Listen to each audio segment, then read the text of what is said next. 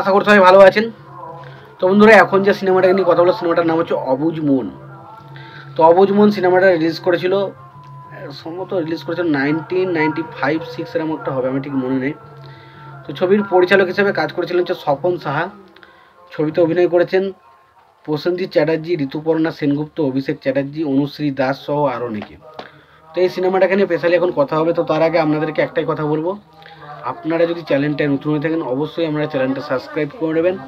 আর যদি আপনাদের ভিডিওটি ভালো লেগে থাকে অবশ্যই আপনারা লাইক কমেন্ট শেয়ার করতে ভুলবেন না। তো অবুঝ মন সিনেমাটা লাগলো কেমন?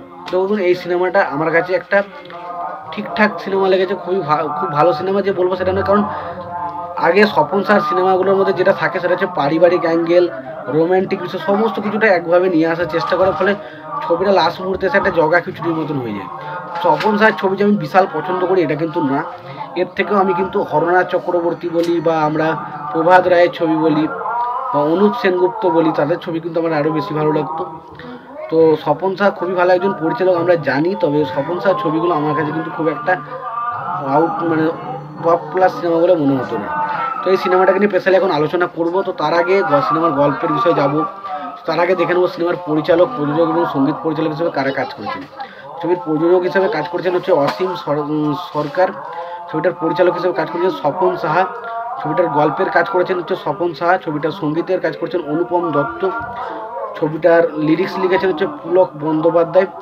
ছবিতে অভিনয় করেছেন প্রসেনজিৎ চ্যাটার্জি, ঋতুপর্ণা সেনগুপ্ত, অভিষেক চ্যাটার্জি, অনুশ্রী দাস, পল্লবী চ্যাটার্জি, তেলি সামেদ, শুভেন্দু চ্যাটার্জি, রবি ঘোষ, তারপরে নিমু ভৌমিক, দেবনাথ চ্যাটার্জি, নিরঞ্জন রায়, রথিন বসু, ভোলান্তি চট্টোপাধ্যায়, রতন চক্রবর্তী এবং গৌরী সরকার।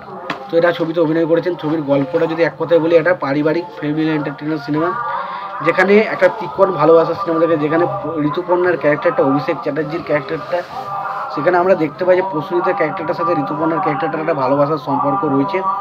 বাট পরবর্তী সময় দেখতে অভিষেক চ্যাটার্জির ক্যারেক্টারটা কিন্তু মানে ঋতুপর্ণাকে পায়, এবং এই যে একটা ত্রিকোণ ভালোবাসার প্রেমের গল্প, সেটা নিয়ে যে সিনেমা, যেটার নাম হচ্ছে কি বললাম,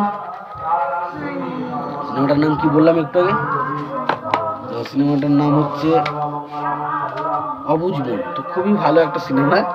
তো সিনেমার মধ্যে যে রোম্যান্টিক সিনগুলো আছে খুবই ভালো, গানগুলো খুবই ভালো, গানগুলো ভালো ছিল।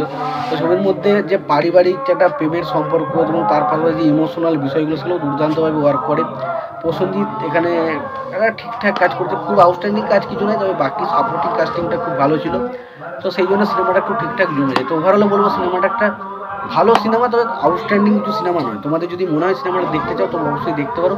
আর ভিডিওটি ভালো লাগে তাহলে লাইক কমেন্ট শেয়ার করে দিও। চ্যানেলটা নতুন হয়ে থাকলে অবশ্যই তোমরা চ্যানেলটা সাবস্ক্রাইব করে নিয়ে পাশে বেল আইকনটা অবশ্যই প্রেস করে দিও। ভালো থেকো, সুস্থ থেকো, দেখা হচ্ছে।